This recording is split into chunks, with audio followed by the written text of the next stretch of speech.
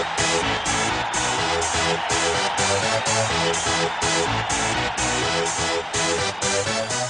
ready for this?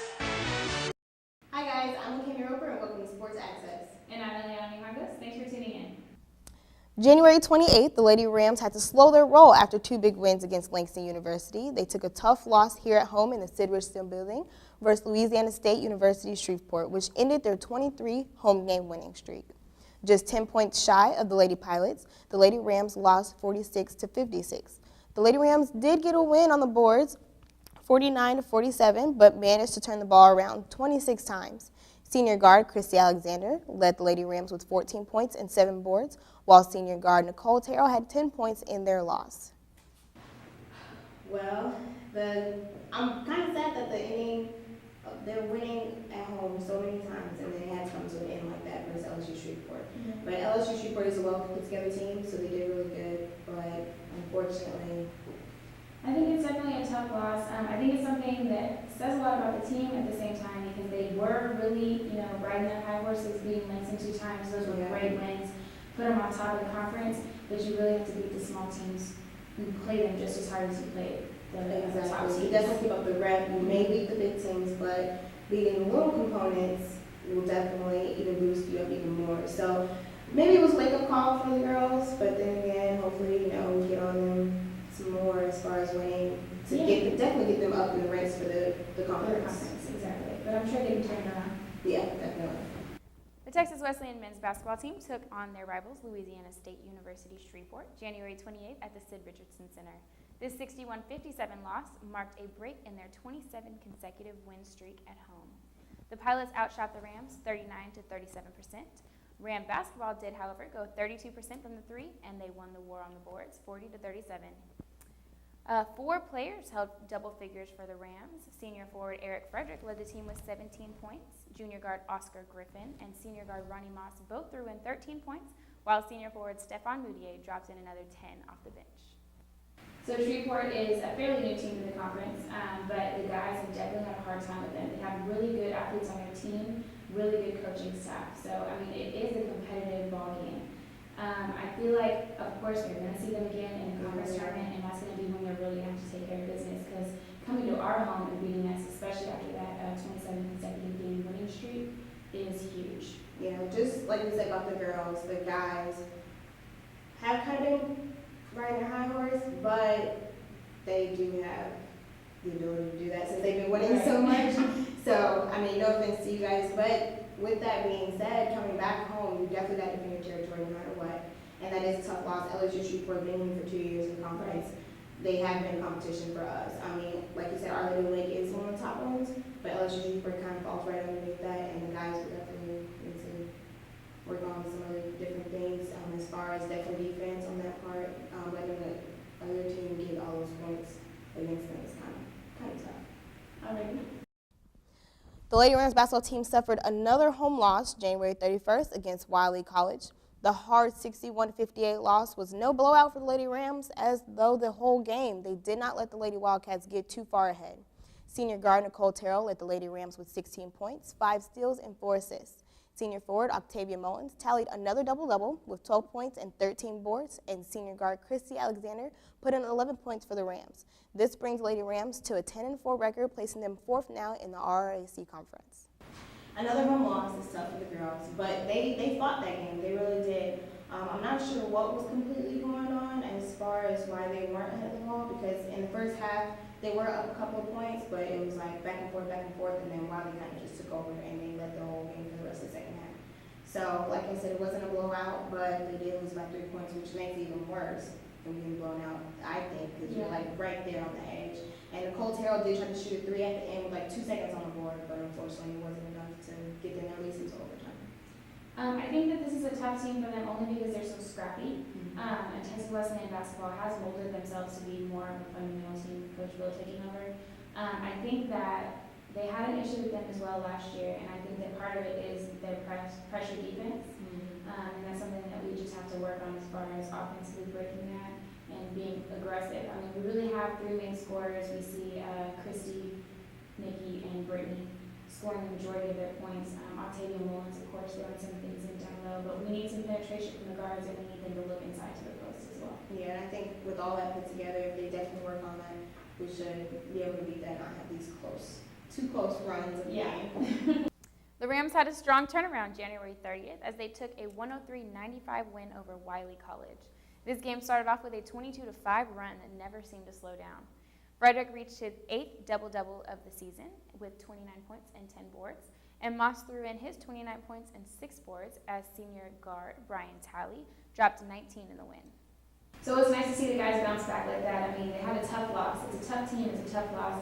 But what shows their integrity is the fact that they can put it behind them, come out and slam on this team that really, I mean, they're scrappy like their girls are, but I mean, it's a team that came out ready to play. And that's what they have to realize is that being as good as they are, every team is going to come with their A game to play Texas Wesleyan. That's their goal. Yeah, exactly. And with Frederick and Moss on the team, basically hyping the guys up because Wiley was kind of playing scrappy, but they were like friendly about it. It was like, bam, but good job at the same time. So, but the guys definitely took over, and it was fun to watch. Mm-hmm. It really was. It is. It's nice to see a level of respect from player to player. And it is nice, like we said, Brian Talley stepping up. We had spoken with Waldrop earlier and him mentioning he's one of the best point guards in the conference, and he's definitely shown that lately. Yeah, I think the whole team pretty much stepped up during this game and all showed their talent. During that game. And with the respect of the game, all the guys, you could feel the intensity in the air, and even though the guys won by a good amount of points, it's pretty cool. Yeah, especially not to see them let down. That's a big Exactly. No fights breaking out, but it was Yeah. It was good. Ram baseball kicked off their season with a 1-0 win to Southwestern University. Junior right-handed pitcher Derek Vaughn revved up the Rams by holding the Pirates to 0 runs for the first 6 innings. Junior outfielder Jordan Fuller led the Rams with 2 of their 7 hits in what seemed to be an easy win for the Rams. Let's hear what Coach Jeffcoat has to say. Well, we certainly won. We had very good pitching early on through shutout. Derek Vaughn started with 6 strong innings for us, and we had freshman Blake Ballard through the 7th and 8th inning, and then Nolan Barbie closed the game and got the save in the 9th inning. We managed 1 run in the game, so we were a little disappointed on our hitting, but we played great defense. We had a couple of really nice defensive plays, we turned a couple of double plays. So pitching and defense will win you a lot of ball games, and we were able to do that. That's how we were able to get the win on Sunday. Okay. Tell me a little bit about how you guys have been preparing so far for the season. We started official baseball practice on January the 8th, and fortunately we've had pretty good weather so far this year, so we've been able to get outside a lot. We've been able to play a lot of inter-squad games among ourselves, and that prepared us for this past Sunday, and we're going to really be tested this coming weekend. We've got a doubleheader on Saturday with Hillsdale Baptist, and then big game coming up on Sunday with Water Christian University. Okay. So with all your training you guys have been doing, y'all started the season off great with your first win. What are some challenges that you think you guys might go through this season? After winning the conference 2 years ago, we were all seniors at every starting position. So we kind of had to regroup or reload last year. We didn't swing the bats as well as we had hoped last year, and I think that resulted in us not doing as well in both the conference regular season and the conference tournament.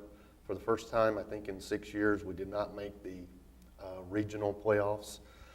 But we feel like we've gotten in some really good-looking recruits this year to go along with a core team of starting players, returners this year, and we feel confident that we're going to even pitch better this year than we did last year. We think our defense is going to be better, and most importantly, we feel like our hitting is going to improve this year. Okay. We're spending a lot of time in our practices working on hitting, going through hitting drills, and just taking a lot of repetitions of batting practice. We're spending 80 to 90% of our practice time working on hitting. And you guys do have a lot of new players. Well, actually, you have a couple of new players. How do you think you guys are going to work together, like as a team? Is there any special training that the new players have to go through? Well, you know, that's the nice thing about baseball being a spring sport. We get to not only spend all fall together, which is important because we're outside basically September and October doing fall practices, inter squads. We are allowed to play some scrimmage games in the fall. We play some of the local junior colleges. So it gives us the opportunity to get a look at those guys and for them to start getting used to playing with each other. And then again, since January the 8th, we basically have been inter squatting almost every day. So we've had a lot of time to play together. So they seem to be bonding well as a team so far. Okay. So we met with a couple of your players last week. They said that they were very excited about the season, and one thing that they are worried about personally is that there is a lot of competition for bases. You have a lot of talented players, like they admitted, a lot of talented pitchers, basemen, and they're all looking to compete for the same spot. How have you been handling that? Anytime you have competition for starting positions, that's always a good thing for the team. The old belief is that the cream of the crop will rise to the top. The other thing about college baseball, we play a lot of games in a short amount of time. We usually play 3 games on the weekend as our conference series. You usually play 1 on Friday, 2 on Saturday. But also you're playing sometimes Monday and or Tuesday and or Wednesday. So we're playing sometimes 6 and 7 games a week. And so you need a lot of players, especially in the spring also. It seems to be someone's hurt almost every day and someone's maybe sick a lot. So you need a lot of backup players, but again, by the time you get into the meat of the conference schedule, you have pretty much been able to determine who are the starting players and the ones you're going to go with, especially on the conference series. And do you feel like that will come a lot from your seniors? You do have some solid seniors this season. Yes, we do. Again, we got a good core group of guys returning. Senior shortstop Christian Soberanis led our team in hitting last year. We're expecting him to be one of our team leaders. Senior center fielder Taylor Jockers will lead off for us most games. Expecting a lot out of him. We've got brought in 2 good-looking junior college catcher transfers, Brian White and Alex Padilla, along with we've been very fortunate this year. We brought in 4 Division I transfer pitchers. Dylan Wilson, left-hander, Tyler King, left-hander, Corey Bafidis, left-hander, to go along with Derek Vaughn, who was drafted by the Tampa Bay last year, turned it down and is hoping to go higher in the draft this year and be offered a little bit more of a signing bonus and then hopefully get a shot to play at the professional level. So that's a good core group of starting pitchers.